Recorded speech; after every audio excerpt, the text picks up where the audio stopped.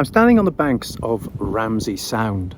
Just below me here is St Justinian's, on the other side over there is Ramsey Island, known as Ynys Ddewi in Welsh. Below me is the Lifeboat Station, which has been here since 1897, and over 360 people owe their lives to this place. And just between the two, you can just about make out these jagged rocks, which are called in English the Bitches, rather crudely, also known as the Bishops, and in Welsh they are known as both Abermelin, which means mouth of the mill, or Pont Ysbrydion, which means bridge of ghosts. They lie in a row across the Ramsey Sound like twisted tombstones for good reason. The Bitches are like sirens for luring sailors to their doom for a couple of different reasons. First of all, at high tide, they lie hidden beneath the waterline, crouched, ready to rip open the bowels of any unsuspecting vessel clumsy enough to wander over them. Secondly, when the tide turns, they adopt an almost magnetic quality, seemingly dragging ships towards them. As the rushing water blasts past them into the sea beyond, the story I'm about to share with you is generally remembered as a tragedy because 3 men lost their lives that day. But for me, it is just as much a story about human endeavour and resilience and ingenuity, because the fact that anyone survived what these men went through is absolutely extraordinary in itself. The 13th of October 1910 was a terrible night. A storm battered the Pembrokeshire coastline so ferociously people were afraid to leave their homes. It was the worst storm that anyone could ever remember. Not realising how severe the storm was, a boat called the Democrat had been ordered to put to sea to deliver a cargo of coal to the farm on Ramsey Island, but the storm had caught them out. They assumed they might be safe in Ramsey Sound, thinking the island backdrop would protect them from the worst elements of the storm, but as the sea fought so ferociously against them, they decided to drop anchor to try and sit it out. At first, that seemed to be working. But when the tide turned and the water started to surge into the sound, they found even their sturdy anchor couldn't hold them fast.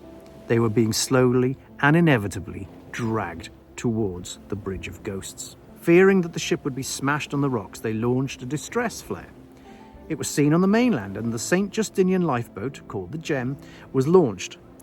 Testament to the severity of the storm that night and the surging water, the crew of the Gem, made up of 15 local men who knew these waters like the back of their hands, took 5 hours to draw alongside the Democrat, even though she was less than 2 miles away from the lifeboat station.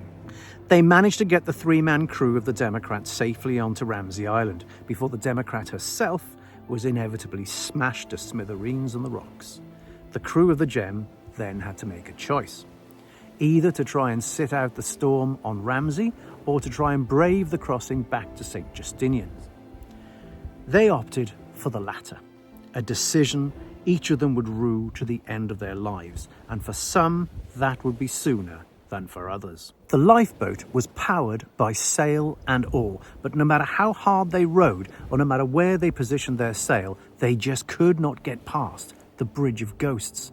Eventually, overcome and devastated by exhaustion, they had to concede defeat to the storm.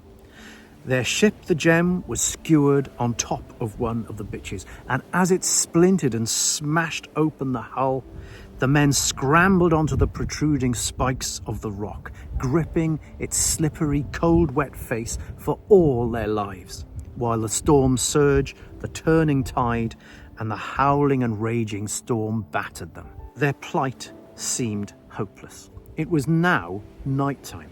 They couldn't be seen from either Ramsey or the mainland. Their prayers and cries for help couldn't be heard by anyone against the howling and the raging storm. When morning came, in desperation, one of them had an idea. A man called Will Thomas was a pipe smoker, and he had kept some matches in a watertight pouch. He had the idea of setting fire to his oilskins. If that could create a beacon, they might still be saved. If not, they would more than likely be drowned by the rising tide before the effects of being without oilskins might take an effect. They were now having to make choices between probable death and certain death. Fortunately for them, somewhere nearby at Porthclais, Someone saw the plume of black smoke the burning produced, and a boat was launched from the harbour to see why there was smoke on the Bridge of Ghosts.